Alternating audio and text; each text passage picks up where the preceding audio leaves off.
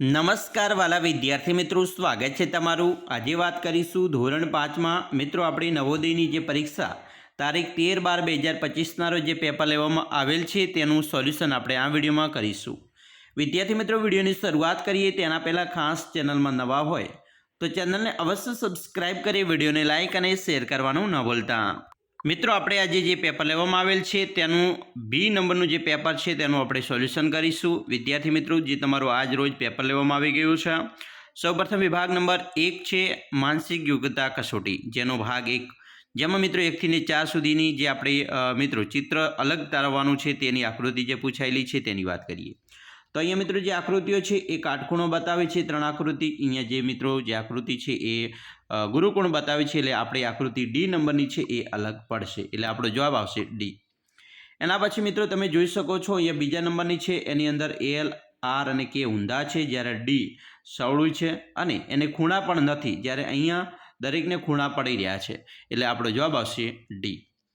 ત્રીજાની અંદર મિત્રો તમે જોઈ શકો છો અહીંયા એ, બી અને ડી એની એક આડી રેખા, ઊભી રેખા કાઢવામાં આવી છે, જ્યારે સીને મિત્રો કોઈ એવો આકાર પણ નથી અને જે રેખા છે એ પણ એવી રીતે નીકળી નથી, એટલે આપણો જવાબ સી છે એ સાચો છે।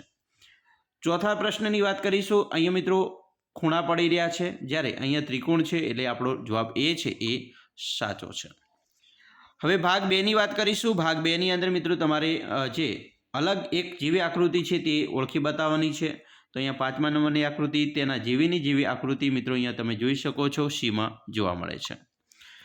છઠ્ઠો પ્રશ્ન છે તેની વાત કરીશું। તો તેના જેવીની જેવી જ આકૃતિ આપણે મિત્રો સેમ શોધવાની હતી, તો અહીંયા તમને જોશો તો બીમાં જોવા મળશે। 7માની અંદર મિત્રો જે આકૃતિ આપેલી છે તેના જેવીની જેવી જ આકૃતિ મિત્રો બીમાં જોવા મળે છે। 8મા પ્રશ્નની વાત કરીશું। તેના અંદર મિત્રો જે આકૃતિ આપેલી છે તેના જેવી જ આકૃતિ તમે જોઈ શકો છો અહીંયા સીમાં તમને જોવા મળશે। મિત્રો હવે ભાગ 3ની વાત કરીશું। ભાગ 3ની અંદર 9 થી 12 સુધીના જે પ્રશ્નો હતા, અહીંયા તમારે જે મિત્રો એક પ્રશ્નાચિહ્નવાળી આકૃતિ છે તે શોધીને બતાવવાની છે। તો અહીંયા મિત્રો જે બંધબેસતી આકૃતિ છે તે બીમાં જોવા મળે છે, એટલે આપણો જવાબ બી આવશે 9મામાં। 10માની અંદર મિત્રો તેના જેવી જ આકૃતિ અહીંયા સીમાં જોવા મળશે। 11માની વાત કરીશું તો તેના જેવી જ આકૃતિ મિત્રો અહીંયા તમારે બંધબેસતી આકૃતિ છે તે જોવા મળે છે, તે આવશે ડીમાં, બરાબર। અહીંયા મિત્રો ડીની અંદર એના જેવી જ આકૃતિ તમને જોવા મળશે। હવે જોઈશું 12માની અંદર। તો 12માની અંદર મિત્રો તેના જેવી જ આકૃતિ આપણે બંધબેસતી ગોઠવવાની છે, તો એ આકૃતિ ડીમાં જોવા મળશે। મિત્રો ભાગ 4ની વાત કરીશું। ભાગ 4ની અંદર અહીંયા તમારે જે આકૃતિ છે એનો ક્રમ ગોઠવવાનો છે। તો મિત્રો અહીંયા પહેલો ત્રિકોણ છે, પછી આવી રીતે એક લીટું કર્યું છે, પાછું ત્રિકોણ બીજો કર્યો છે અને લીટું કર્યું છે। તો હવે શું આવશે? તો અહીંયા મિત્રો હવે જે થશે તે આવશે આ પ્રકારનું, બરાબર, જે તમે અહીંયા જોઈ શકો છો, બરાબર, બી એક ખૂણો પાડવાનો છે, તો તે ખૂણો મિત્રો બીમાં જોવા મળશે। એના પછી મિત્રો 14માની વાત કરીશું। તો અહીંયા તમે જોઈ શકો છો જે આકૃતિ ક્રમિક ચાલી રહી છે, તો અહીંયા ક્રમ જે તમારો સચવા છે તે ડીમાં જોવા મળશે। એના પછી 15માની વાત કરીશું। તો અહીંયા મિત્રો 1 છે, પછી 2 છે, હવે 3 આવ્યા, તો અહીંયા 4 આવશે, જે તમે સીમાં જોઈ શકો છો। 16મા પ્રશ્નની વાત કરીશું। તો અહીંયા મિત્રો જે કિરણ ચાલી રહ્યા છે, પછી આ બાજુ આવ્યું, પછી આ બાજુ છે, બરાબર। પછી જોઈ શકો છો તમે આ જે કિરણ છે, બરાબર, ત્રિકોણ આકારનું કિરણ છે એ પણ અહીંયા છે, પછી આ બાજુ આવ્યું, પછી આ બાજુ, તો હવે કઈ બાજુ આવશે?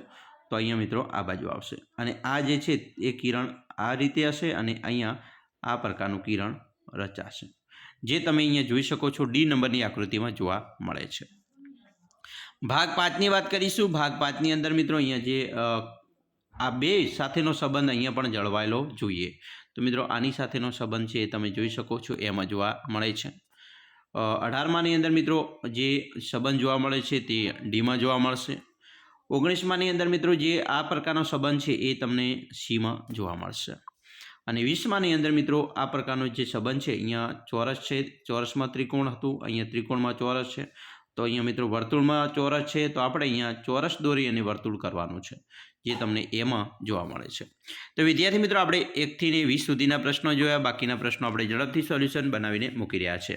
તો ચાલો મિત્રો મળીશું નેક્સ્ટ વિડીયોમાં, અમને રજા આપશો। જય હિન્દ, જય જય ગરવી ગુજરાત।